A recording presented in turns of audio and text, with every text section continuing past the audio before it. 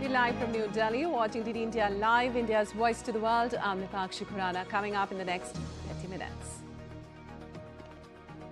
Donald Trump to speak with China, Xi Jinping for TikTok deal, Beijing yet to publicly confirm or comment on the call. For the sixth time, US vetoes UNSC resolution for ceasefire and aid in Gaza, claims it was biased against Israel and in favor of Hamas. Canada, Mexico signed deal to deepen economic ties as Mark Carney holds talks with Mexican president. Leaders committed to shared partnership with the US ahead of the review meet next year. And in sports, India opens account at Senior World Wrestling Championship. Antim clinches bronze medal in freestyle 53 kg category.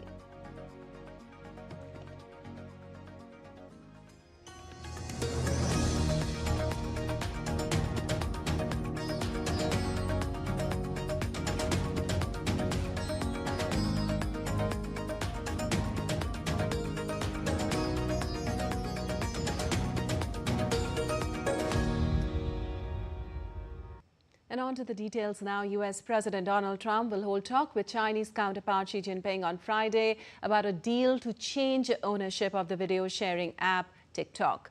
Well, during a joint news conference at Chequers during a second state visit, Trump said he would speak to China's President Xi Jinping to see if they can finalize something on TikTok. Well, Trump revealed how TikTok helped him get elected and assures that the app will be owned by all American investors. So what we're doing, and we're speaking to President Xi on Friday to see if we can finalize something on TikTok, because there is tremendous value, and I hate to give away value, but I like TikTok. It helped get me elected. In fact, Charlie said, "Sir, you ought to get on TikTok. You'd be great." I said, "Really? Tell me about TikTok." And we, as you know, we did unbelievably well with youth. Well, the top officials from both sides struck a framework agreement this week, which reports suggest could see TikTok would be owned by all American investors and very rich people and companies. Meanwhile, China on Wednesday called the framework deal reached in Madrid to switch TikTok to US-controlled ownership a win-win, and said it would review TikTok's technology exports and intellectual property licensing.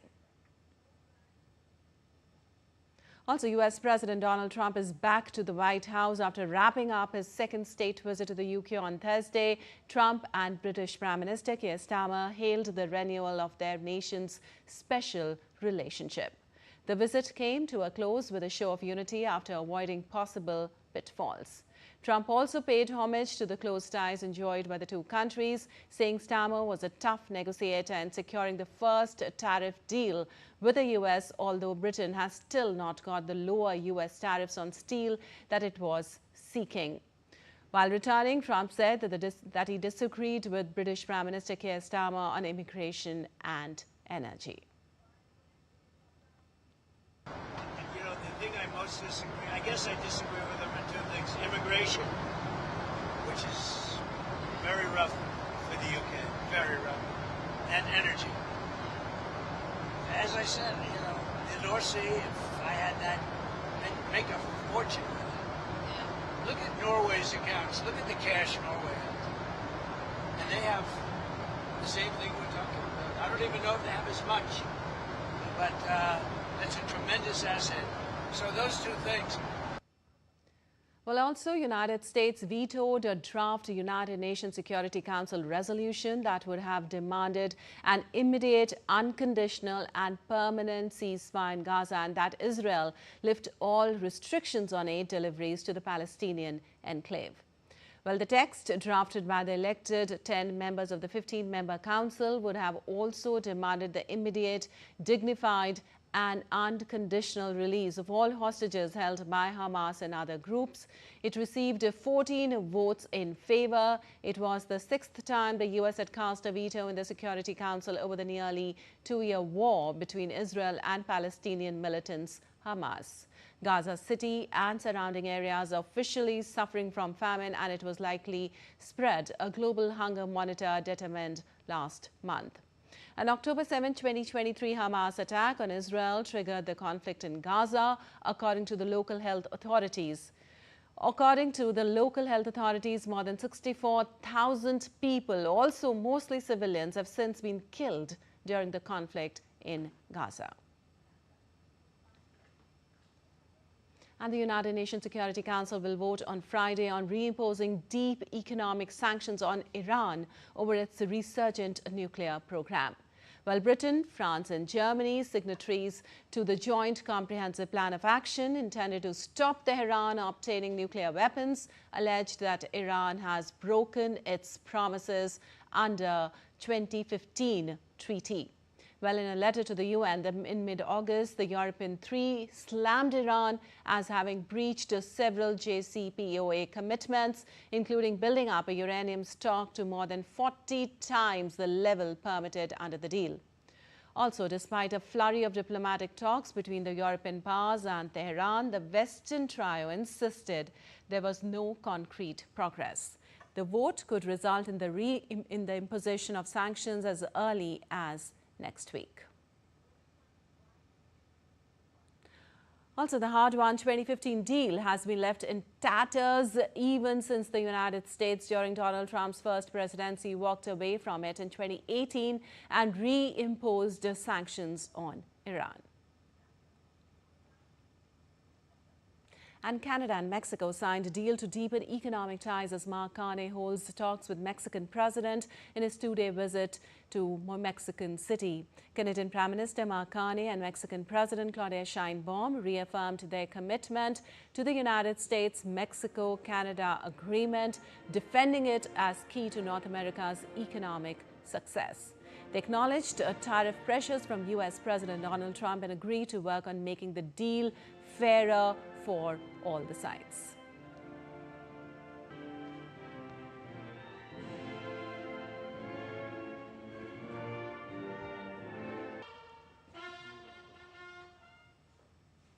And we are both committed to our shared partnership with the United States.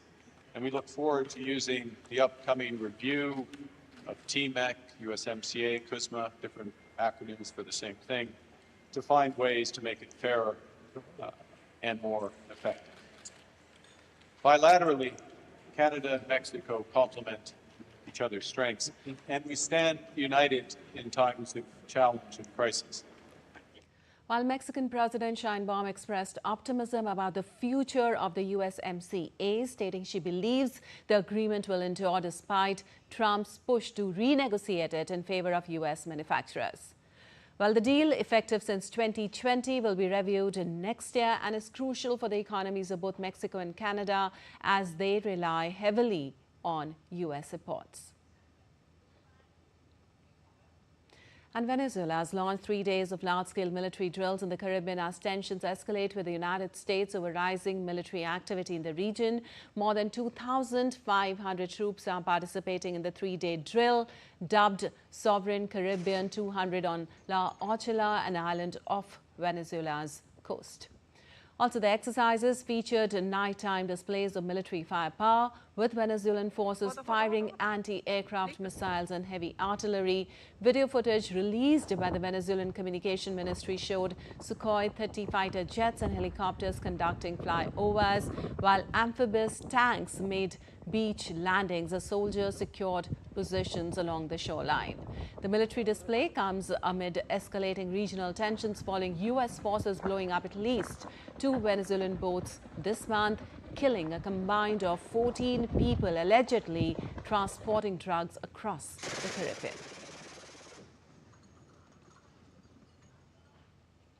And moving on, Microsoft plans to build a second massive artificial intelligence data center in Wisconsin, U.S. bringing its spending in the state to more than $7 billion. Also, the new project will join a $3.3 billion data center in Mount Pleasant in the southeastern corner of the state.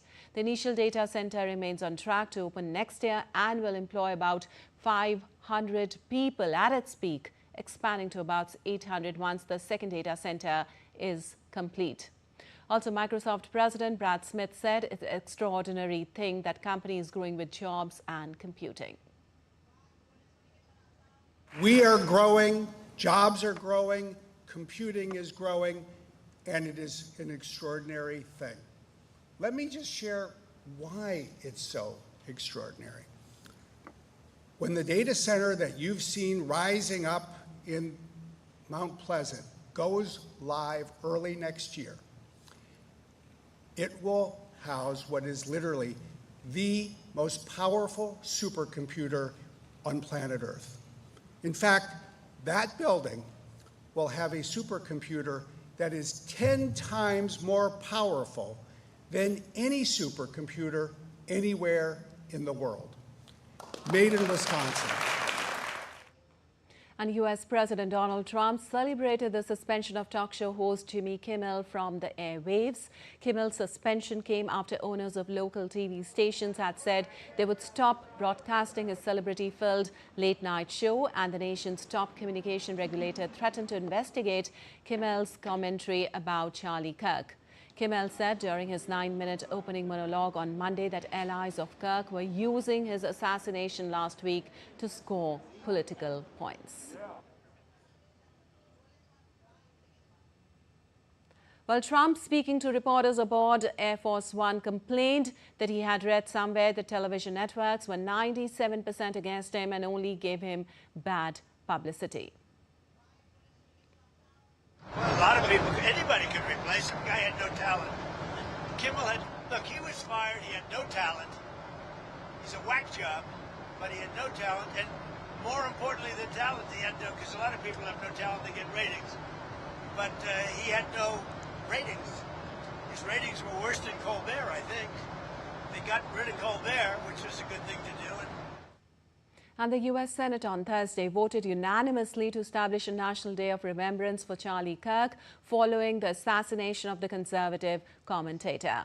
The proposed day, set for 14th October, Kirk's birthday, aims to honor his life and political legacy, according to an Axios report. While the resolution is symbolic at this stage, it underscores the growing political battle over Kirk's place in American history.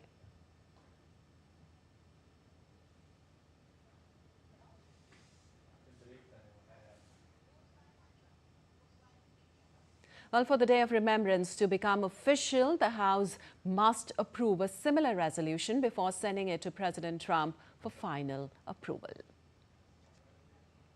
And still to come in this edition of DD India Live. Logo and key flagship initiatives for India AI Impact Summit 2026 unveiled. What's more in store? Stay tuned to know. India-US defense ties see high-level interactions as Indian envoy Quatra meet US's Kolbai at Pentagon. And in the Asia Cup 2025, India gears up for another Pakistan clash with the prelude against Oman set for Friday.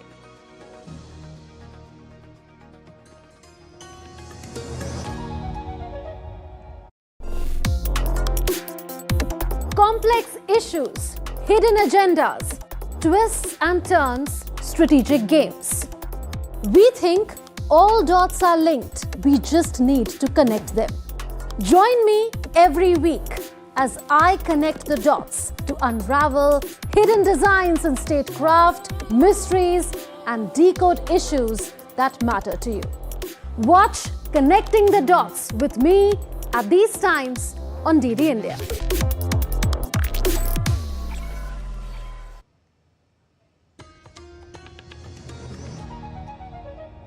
Welcome back. You're watching DD India Live. I'm Lipakshi Kuran. And moving on, India's Ministry of Electronics and Information Technology unveiled the logo and key flagship initiatives for the India AI Impact Summit 2026. Being hosted for the first time by a global South nation, the summit is guided by the principles of Sutras of People, Planet and Progress. The official logo's identity is the Ashok Chakra, an emblem of ethical governance, justice and constitutional values that guide India's digital and technological journey. Well, from this core, neural network flares radiate outward, symbolizing AI's transformative impact across languages, industries and geographies, bridging divides and enabling inclusive progress. The summit will also focus on the safety and impact of artificial intelligence and follows the previous edition co-chaired by Prime Minister Narendra Modi in Paris. It will also feature a series of flagship initiatives, including innovative AI startups and high-potential ventures, global innovation challenges for youth, women and other participants, research symposium and AI expo. And India's ambassador to the United States, Vinay Mohan Quatra, met U.S. Undersecretary of War Elbridge Colby at the Pentagon. The two leaders reviewed the current agenda and charted actionable path on several initiatives in the pipeline of India-U.S. defense cooperation. Well, Quatra noted that he values Colby's deep knowledge, perspective and consistent support for India-U.S. strategic partnership. While the Secretary of War said he looks forward to continuing to elevate the critical defense cooperation with India. Well, women are scripting a new chapter in the books of history. From grassroots governance to defense forces and aviation, women are now leading across all the sectors with the help of key government initiatives under the leadership of Prime Minister Narendra Modi. Here's a report.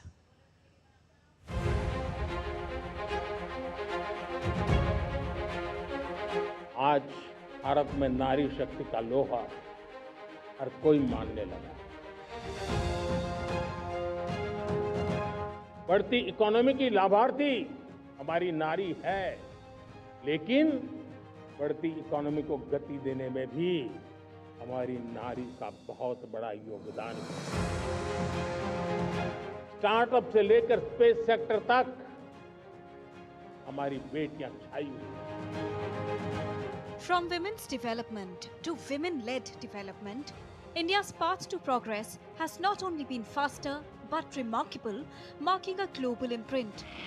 From India's Aditya L1 mission, headed by a woman, to Chandrayaan-3 mission, and most recently held Operation Sindoor, where women officers led from the front, to women's employment rate witnessing a double growth, Indian women are progressing in all sectors of the country.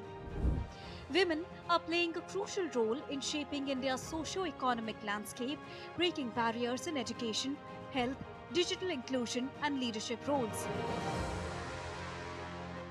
He's seen as a tough, serious, big leader, but he's got that human element in him. माननीय प्रधानमंत्री जी ने महिलाओं के लिए पहला कदम ये उठाया लाल किले से, जब ये कहा कि मेरा एक सपना है कि मैं हर घर में शौचालय चाहता हूँ, तो उस दिन वो पीड़ा मैंने महसूस की कि पहला ऐसा व्यक्ति है कि जिसने महिलाओं का दर्द समझा। बेटी बचाओ बेटी पढ़ाओ, वो तब से मुझे बता रहे थे कि if you will educate a one child, a girl child, तो वो 10 को एजुकेट करे। और education it's not just a degree, for him on the whole grooming of mental and physical. So मैं उन्हें always friend, philosopher और guide बुलाती हूँ. The government, under the leadership of Prime Minister Narendra Modi, is ensuring that women should not be left behind. Some of the key initiatives stand as a testimony. Beti Bachao Beti Padhao, पोषण भी पढ़ाई भी, उज्ज्वला योजना, जल जीवन मिशन, लखपति दीदी, Mission Shakti and movements like the Nari Shakti Vandan Adhiniyam focus has now with this shifted from women's development to women-led development. Women's participation has surged in education, especially in STEM, skilling, entrepreneurship through self-help groups and public service. Legal reforms and labour codes also promote safe and inclusive workspaces, while schemes like PM Awas Yojana, Day NRLM and agricultural support initiatives have empowered women financially and socially. From grassroots governance to defence forces and aviation, women are now leading across the sectors, driving inclusive and sustainable national growth. With women and children comprising nearly 67.7% of India's population, their empowerment is not just a social reform, it is a strategic imperative. As India enters Amrit Kal, Nari Shakti stands as the unstoppable force driving a stronger and more inclusive nation forward. Deepika Mehta's report for DD India. Well, Prime Minister Narendra Modi and Nepal's newly appointed Prime Minister Sushila Karki held a telephonic conversation on Thursday. During the talks, Prime Minister Karki extended birthday wishes to Prime Minister Modi on the occasion of his 75th birthday. She also recalled the centuries-old friendly relations between Nepal and India and briefed Prime Minister Modi on the latest political developments in Nepal. In response, Prime Minister Modi congratulated his Nepalese counterpart on her appointment to the post of Prime Minister and pledged continued support of India to Nepal as a good neighbour in the days to come. Prime Minister Modi conveyed heartfelt condolences on the recent tragic loss of lives in Nepal. During the conversation between the heads of government of the two close neighbours, matters relating to Nepal-India relations, issues of bilateral interest and mutual concerns were discussed. Prime Minister Modi also extended warm greetings to people of Nepal on their National Day tomorrow. And doctors at the All India Institute of Medical Sciences, New Delhi, have successfully performed a life-saving keyhole lung surgery on a 50-day-old baby weighing just 2.5 kilograms. Well, the infant, referred from Bihar, was suffering from a rare and serious condition known as congenital pulmonary airway malformation, an abnormal development of a part of the lung that prevents normal breathing. In this case, the malformation was unusually large and located on the right side of the chest. It compressed the left lung, leaving the baby gasping for breath. This case is believed to be the youngest and smallest child in the country to undergo such a complex thoracoscopic or keyhole lung surgery, remarkably in a critical condition where the baby was already on ventilator support before the operation. By choosing a minimally invasive approach rather than traditionally open surgery, the doctors ensured less pain, minimal trauma and a faster recovery, critical factors in newborns with fragile health. Also, the child recovered steadily and now breathes comfortably. And on to some sports news now. Wrestler Antim Panghal clinched historic bronze medal at the World Wrestling Championships in Zagreb in the 53rd 3 kg women's freestyle category on Thursday after defeating Sweden's Olympian Emma-Jonna Malmgren 9-1 in a tough bronze medal match. With this bronze, Antim becomes the second Indian woman after Vinesh Fogart to win 2 world bronze medals. Antim also won bronze in the 2023 edition of the World Championship at Belgrade and had beaten the very same opponent 16-6 via technical superiority. Well, Antim started her campaign with a dominant 10-0 victory by technical superiority against Spain's Carla Jom Soler in the pre-quarter-finals. She then edged past the People's Republic of China's Zhang Jin 9-8 in a tense quarter-final before falling 5-3 to Paris 2024 silver medalist Lucia Zapez of Ecuador in the semis. Her bronze also opened India's account at the event. And India takes on Oman in the last group stage match of the Asia Cup in Abu Dhabi on Friday. With Super 4 qualification already in the bag, this game is about giving opportunities to those who haven't had much time on the field and experimenting with the batting order. Well, some key players like Jasprit Bumrah are likely to be rested ahead of Sunday's big match with Pakistan. Oman face India for the first time and it's a daunting task. Their 2 games so far yielded scores of 67 and 130 with no batter crossing 30. Against India's formidable attack, they are up against a mountain to climb, but it will be a historic moment for them to play with the world champions.